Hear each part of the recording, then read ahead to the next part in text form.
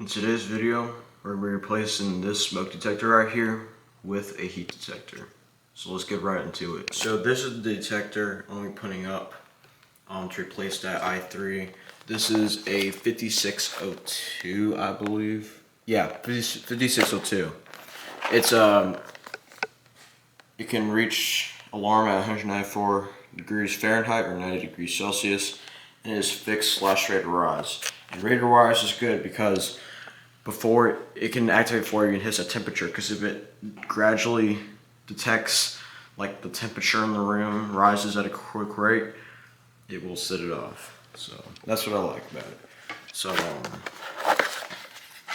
here's the detector. Yes, this was on my boards, that's why in that one video you saw it still has that mark, but I was able to wipe it off. So just 2 wires, we'll put an end of line on there, and all you guys just put it right up there. But before all that, we actually need to program into the system just to make it up to code. We're gonna program that detector. We're gonna make it a heat detector. All right. So to change the name on the detector, what we gotta do is we're gonna go into programming. So we're scroll up to programming. I can't show you the code for the programming, so I'm gonna type it in really quick. So the detector is on zone 2, so we have to hit silence. And scroll down to now it's smoke detector. So it says fire. There should be a heat option. So we're just going to set it to heat. No, we're going to keep all these the same. Yep, all the same. We're actually, and then now we got to change the name.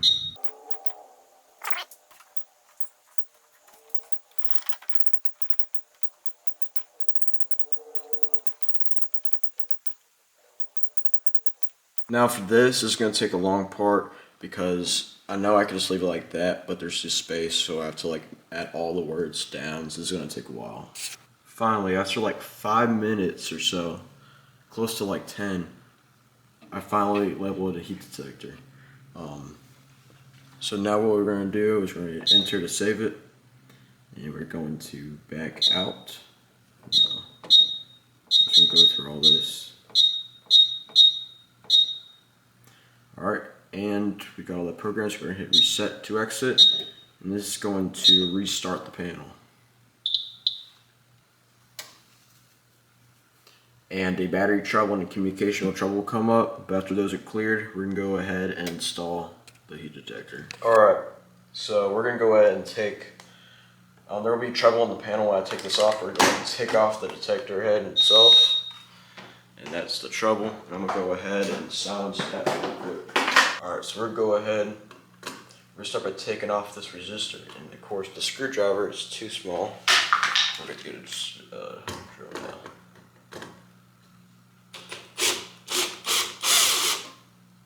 Go ahead and take off this resistor.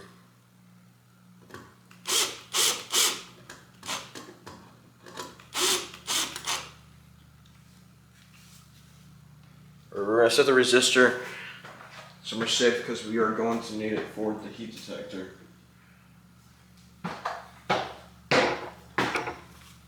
Alright, and then we're going to go ahead and undo all these wires. Hopefully you can see this, because honestly it's hard to see. Alright, we're going to need all of this wire, especially for the heat detectors. We're just going to leave that all out. And then we're going to go ahead and unscrew.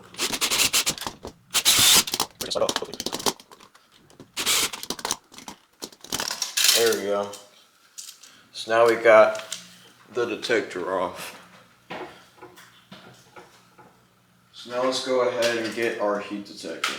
Alright, so for this heat detector right here, we're going to go ahead and just twist it off the base. So we have the base right here, and we're going to go ahead and put it, feed the wires through the middle, and we're going to find a good spot.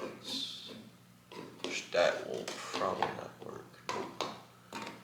To find the right type of hole for this. Alright, so this one is going to work like that, I think. Hold on a second. Yep, that's centered.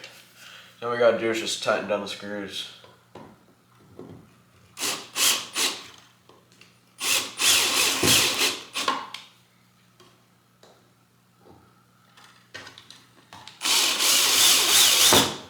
Alright, so that is all set and done. Now again, you should not really use a screwdriver, like you should not use a power drill for the terminals or any of that. You should use a screwdriver, but again, I said in the video, I think, that they're like in a box stored away and they're hard to get to, so I feel lazy to do that. But if I just go very slow with this, it'll work. Alright,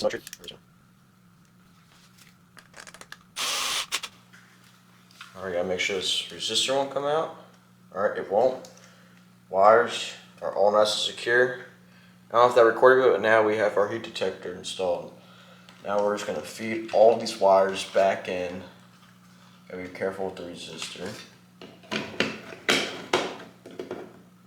Alright, and just like that, we have the heat detector all installed. So if we look on the panel, the trouble went away, so that means that resistor did work. Alright, so we're going to test the detector with the heat gun, and the horn strobe is right behind me, so. Alright, we're gonna hold this like probably this far away, because again, this is, I'm trying to activate the radar rise before it just hits the fixed temp. So here we go.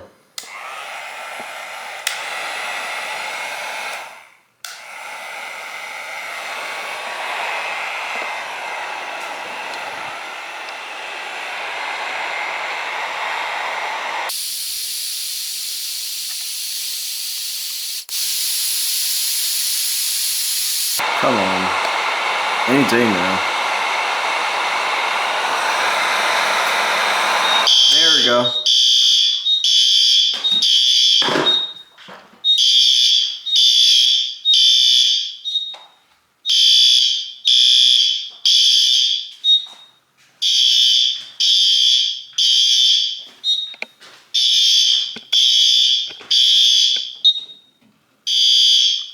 Alarm 2, heat detector, and silence. Alright, well that detector did work. I don't think I permanently activated it. And that's pretty warm. So we're gonna go ahead and let this cool off. I do want to feel how hot the heat detector is. I'm trying to say, yeah, it's a decent amount warm. But I can see it definitely got the rate of rise. But